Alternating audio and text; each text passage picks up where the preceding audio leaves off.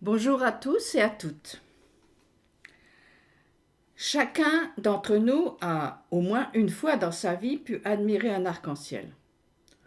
On en connaît l'origine, c'est un phénomène optique et météorologique qui rend visible le spectre continu de la lumière du ciel quand le soleil brille pendant qu'il pleut.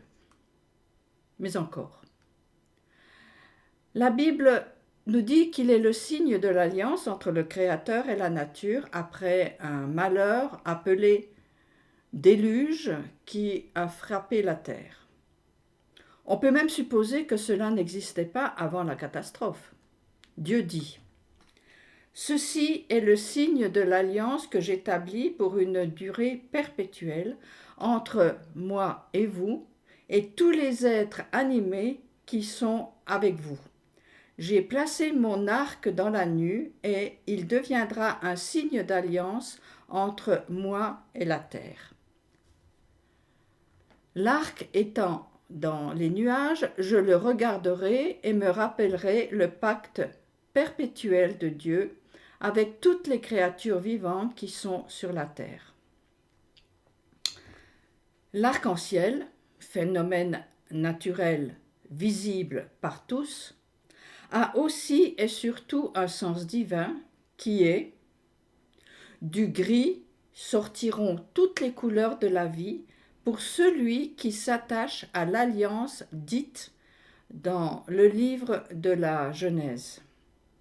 C'est une sorte de post-it lumineux pour Dieu lui-même et un témoin pour toutes les créatures vivantes de la mise en place d'une limite divine à un désastre imminent qui laisse de la place à un lendemain. Du gris sortiront toutes les couleurs de la vie pour celui qui s'attache à l'alliance racontée dans le livre de la Genèse. Il est dit : plus jamais, tant que durera la terre, semailles et récoltes, froidure et chaleur, été et hiver, jour et nuit ne seront interrompus. Dit autrement, ne désespère jamais. Après la pluie, le beau temps, après l'hiver vient le printemps. Alors, justement, en cette période troublée où tout semble gris, froid, où la fin semble imminente, pourquoi ne pas parler du printemps, de l'aurore, des promesses qui dépassent la nature, qui donnent le sens réel aux événements au-delà du visible, au-delà du voile gris, et voir l'arc-en-ciel de l'espérance qui ne faiblit pas pour celui qui se confie à l'Éternel, qui, comme son nom l'indique, n'a ni commencement ni fin. Le prophète Ésaïe dit : un adolescent se fatigue et se lasse, et les jeunes hommes chancellent. Mais ceux qui se confient en l'Éternel renouvellent leur force. Ils prennent le vol comme les aigles, ils courent, ils ne se lassent point, ils marchent et ne se fatiguent point. Pour n'oublier personne, David, dans le psaume 103, dit : c'est lui qui rassasie de bien ta vieillesse, qui te fait rajeunir comme l'aigle. Et aussi, qui trouve son plaisir dans la loi de l'Éternel et médite cette loi jour et nuit, sera comme un arbre planté auprès des cours d'eau, qui donne ses fruits en leur saison et dont les feuilles ne se flétrissent point. Tout ce qu'il fera réussira. La phrase de Johann Wolfgang Goethe : toute théorie est grise, mais vert et florissant l'arbre de la vie, introduit parfaitement la suite de mon propos. L'arbre de vie, me semble-t-il, est l'arbre qui trône au milieu du jardin d'Éden. Il est toujours vert car ses racines plongent dans le torrent qui sort du cœur de Dieu. Il est et donne la vie pour qui s'en abreuve en faisant l'expérience. Alors que la théorie, le savoir intellectuel, cherche la connaissance entre le bien et le mal, il veut être juge de ce qu'il ne connaît pas. Toute théorie est grise, au sens figuré du terme, c'est ce qui n'est pas ou pas encore vécu en pleine responsabilité. Cela reste à l'extérieur et ne peut révéler les couleurs de la vie. C'est triste, gris, froid, semblable à un hiver sans un feu dans une cheminée, comme la matière grise qui, au sens premier, est un cerveau, sans la chaleur du cœur, sans le feu de l'amour qui se partage, comme le cœur partage le sang qu'il reçoit. Dans la Bible, l'être humain n'est pas comparé à un cerveau, mais à un arbre, pour nous faire comprendre que bien que tiré de l'Adama, la terre, il est le réceptacle d'un souffle qui en fait un être divin, dit bibliquement. L'être humain est créé à l'image de son Créateur.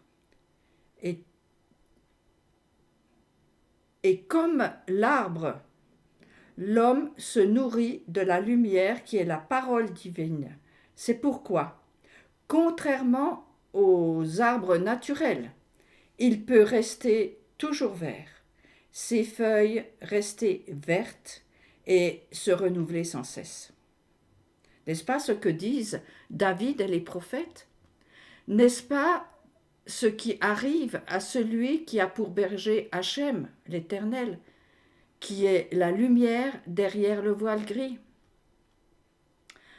Dans de vertes prairies, il me fait camper. Il me conduit au bord d'eau paisible. Il restaure mon âme. Mon âme me dirige dans les sentiers de la justice en faveur de son nom. Dussé-je suivre la sombre vallée de la mort, je ne craindrai aucun mal, car tu serais avec moi. Je vous invite à prendre conscience que les 3 versets cités expriment une dynamique, une mobilité.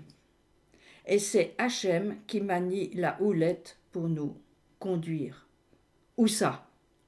Dans la couleur verte qui caractérise les vastes prairies. Il nous fait prendre le large vers ce qui est au centre de l'arbre de vie appelé arbre des séphirotes dans la tradition juive. Ce lieu s'appelle Tiferet. Chaque séphira est l'émanation d'une énergie du Dieu créateur. Tiferet est la séphira de l'équilibre, de l'harmonie, de la beauté. Elle est le lieu de l'espérance où 2 antagonistes, l'eau et le feu, la rigueur et la liberté, vont donner naissance à toutes les couleurs comme un arc-en-ciel, à tous les sons, à toutes les saveurs du printemps. Le vert est une halte dans le tumulte. Ne dit-on pas se mettre au vert? Le vert a été choisi pour signaler la possibilité de passer lorsque le feu se met au vert. C'est aussi une expression utilisée lorsque le temps est mauvais. Il faut profiter d'une fenêtre météorologique pour prendre le large. Avec les 2 caractéristiques que je viens de citer, le vert est au cœur de l'arbre de vie, au centre de l'arc-en-ciel, et il a été choisi pour permettre le mouvement. Je dirais que la fréquence lumineuse du vert est liée à l'organe du cœur et à la notion de place et d'espace. Elle permet de trouver de nouvelles directions. Le manque de vert crée un manque d'espace vital et toutes les maladies qui y sont liées. Le verre est le sang des plantes, le calice du vin, l'espoir du changement. Il est ce qui est promis à celui qui se confie en l'Éternel et qui le suit dans la grisaille des jours de déluge. Du fond de ma détresse, j'ai invoqué l'Éternel, il m'a répondu en me mettant au large, témoigne David. Dans de vertes prairies, il me fait camper, il me conduit au bord d'eau paisible. Le but est la restauration de l'âme, cette âme qui est le réceptacle du souffle surnaturel qui donne la force d'avancer envers et contre tout. Dans les psaumes, il est dit « Il donne la nourriture au bétail, aux petits du corbeau quand il crie. Ce n'est pas dans la vigueur du cheval qu'il se complaît, ce n'est pas dans les jambes de l'homme qu'il met son plaisir. L'Éternel aime ceux qui le craignent, ceux qui espèrent en sa bonté. » Et encore, le cheval est impuissant à assurer le salut, et toute sa vigueur ne donne pas la délivrance. Une alliance a été conclue entre le ciel et la terre. Elle est visible par tous. Elle se vit par le sang qui circule des pieds à la tête. Elle se maintient par la volonté du ciel et de la terre de faire alliance au centre de l'être, dans de vertes prairies, près des eaux calmes de la parole vivante qui se renouvelle à chaque instant. Le berger de nos âmes nous dit « Mon bien-aimé élève la voix et dit « Debout, mon ami, ma toute belle, et viens-t'en.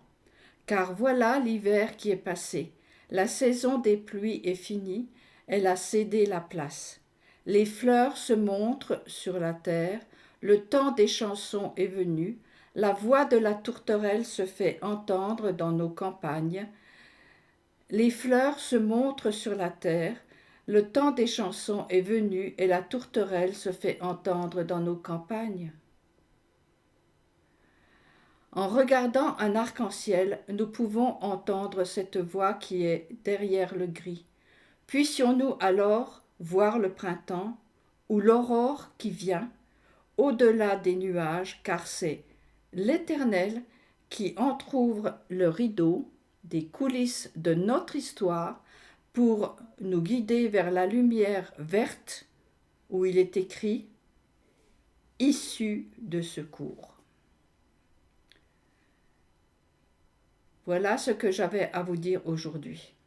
Ce ne sont peut-être que de petits cailloux laissés sur le chemin de l'histoire, mais ce sont des lumières qui clignotent sur le chemin de retour vers la source de la vie. À bientôt à tous.